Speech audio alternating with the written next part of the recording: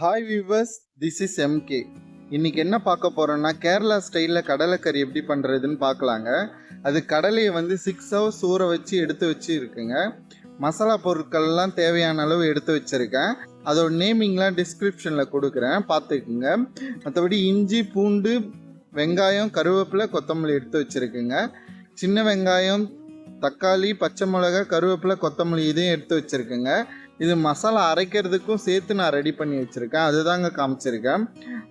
மற்ற எல்லா மசாலையும் நான் க்ளோஸ்அப்பில் காமிச்சிடுறேன், அதையும் நீங்கள் ஒரு டைம் பார்த்துக்குங்க.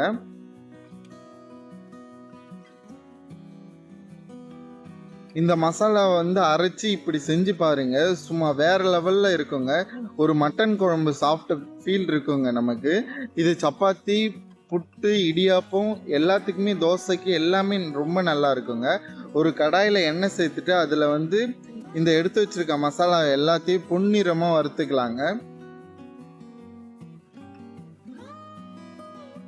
நல்லா கோல்டன் ப்ரௌன் கலரில் வறுத்துங்க, நல்லா வறுத்துடலாங்க.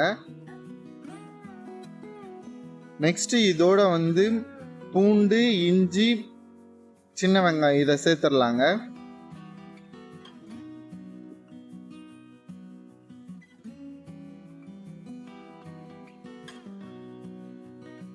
சேர்த்து நல்லா வந்து வதக்கி விட்டுருங்க.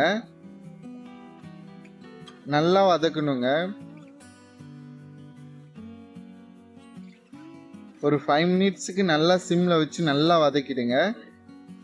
நெக்ஸ்ட் வந்து கொத்தமல்லி, கருவேப்பிலை இதை ரெண்டையுமே ஆட் பண்ணிடலாங்க. எதுக்கு இந்த ஸ்டேஜில் சேர்க்குறோன்னா அதோட ஃப்ளேவர் வந்து ரொம்பவே நல்லா இருக்குங்க. நீங்கள் இந்த மாதிரி ட்ரை பண்ணி பாருங்கள். உண்மையாகவே கருவேப்பிலை, கொத்தமல்லி அதோட ஃப்ளேவர் வந்து நல்லாவே இருக்குங்க. இதில் நல்லா வதக்கி விடுங்க.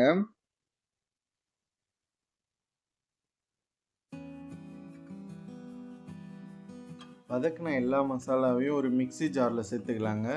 சேர்த்துட்டு மசாலாவை நல்லா அரைச்சி எடுத்துப்போம். இந்த மாதிரி அரைச்சி சேர்க்கும்போது அதோட டேஸ்ட் வந்து வேறு லெவலில் இருக்குங்க. நீங்கள் ஒரு வாட்டி இந்த மசாலாவை ட்ரை பண்ணி பாருங்கள், அப்புறம் உங்களுக்கு தெரியுங்க இதோட டேஸ்ட் எந்த அளவுக்கு இருக்குன்னு சொல்லிட்டு. ஒரு குக்கர் வச்சுக்கலாம்.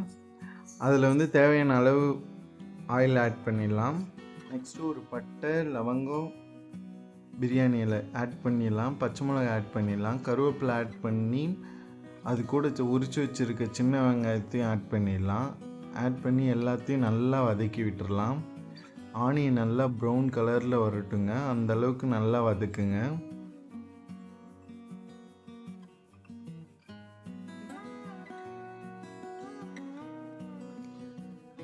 நல்லா வதங்கி வந்த உடனே அது கூட வந்து நறுக்கி வச்சுருக்க தக்காளி வந்து ஆட் பண்ணலாம். தக்காளி நல்லா வதக்கி விடுங்க.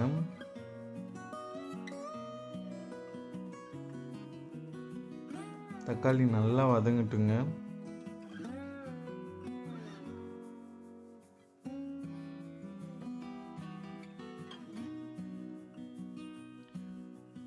இது கூட கொஞ்சம் உப்பு ஆட் பண்ணி நல்லா வதக்கலாங்க. அப்போ தக்காளி கொஞ்சம் சீக்கிரமாகவே வதங்கி வரும். நல்லா வதக்கி விடுங்க. கொஞ்சம் மஞ்சத்தூள் ஆட் பண்ணிக்கலாங்க.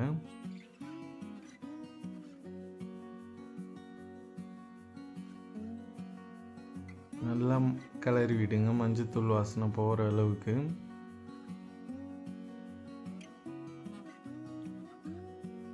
பாருங்கள், நல்லா தக்காளிலாம் வந்து உடஞ்சி வந்திருக்கு. நல்லா வதக்கி விடுங்க. நெக்ஸ்ட்டு ஊற வச்சுருக்க கடலையை வந்து இது கூட சேர்த்துடலாம்.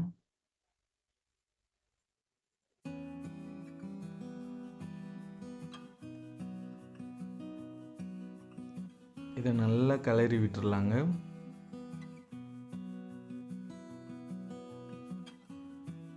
நல்லா கிளறி விடுங்க. நல்லா கிளறி விட்டு நல்லா ஒரு அந்த ஹீட்லேயே வந்து நல்லா இது பாதி வேகிற அளவுக்கு வந்து நல்லா வதக்கி விடுங்க. நல்லா இந்த மசாலாவிலே நல்லா வதங்கட்டுங்க.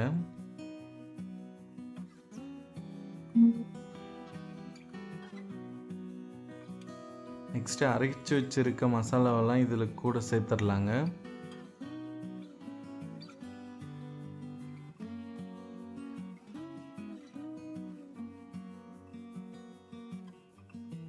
நல்லா கிளறி விடலாங்க.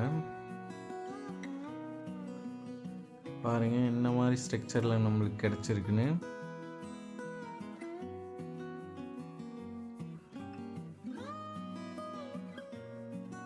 ரெண்டு டேபிள் ஸ்பூன் மிளகாத்தூள் ஆட் பண்ணிடலாங்க. ஆட் பண்ணி நல்லா கிளறி விட்டுடலாம்.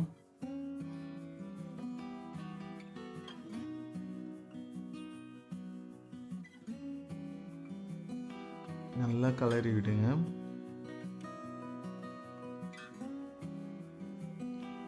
நெக்ஸ்ட்டு தேவையான அளவு வந்து தண்ணி சேர்த்துடலாங்க.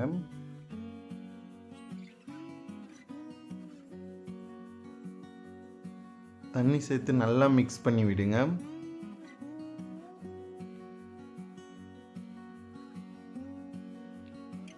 நறுக்கி வச்சிருக்க கொத்தமல்லி இலை இந்த டைமில் வந்து சேர்த்துடலாங்க. இப்போ இந்த டைமில் சேர்க்கும் போது அதோடய ஃப்ளேவர் வந்து வேறு லெவலில் இருக்குங்க. நெக்ஸ்ட்டு குக்கரோட மூடியை போட்டு மூடிடலாங்க. விசில் போட்டுடலாம். விசில் நல்லா ஒரு 8 விசிலுக்கு விடுங்க. அப்போ தான் வேக வச்சு நம்ம கடலையை சேர்க்கலை, நம்ம வேக வைக்காமே சேர்க்குறோம். ஸோ அதனால் வந்து ஒரு 8 விசில் விட்டுருங்க.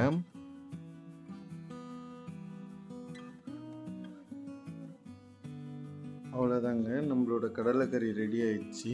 சும்மா எப்படி இருக்குது பாருங்கள், வேறு லெவலில் இருக்கும். சாப்பிட்டு பாருங்கள். என்னெல்லாம் பிரிஞ்சு அதோட ஃப்ளேவர் ஸ்ட்ரக்சர் எல்லாமே ஒரு வாட்டி நீங்கள் செஞ்சு பாருங்கள்.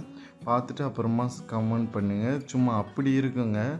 எல்லாம் சப்பாத்திலேருந்து தோசை, இட்லி எல்லாத்துக்குமே ரொம்பவே அருமையாக இருக்குங்க. ஒரு வாட்டி ட்ரை பண்ணி பாருங்கள். மேக்ஸிமம் இது புட்டோடு சாப்பிட்டு பாருங்கள், சூப்பராக இருக்குங்க.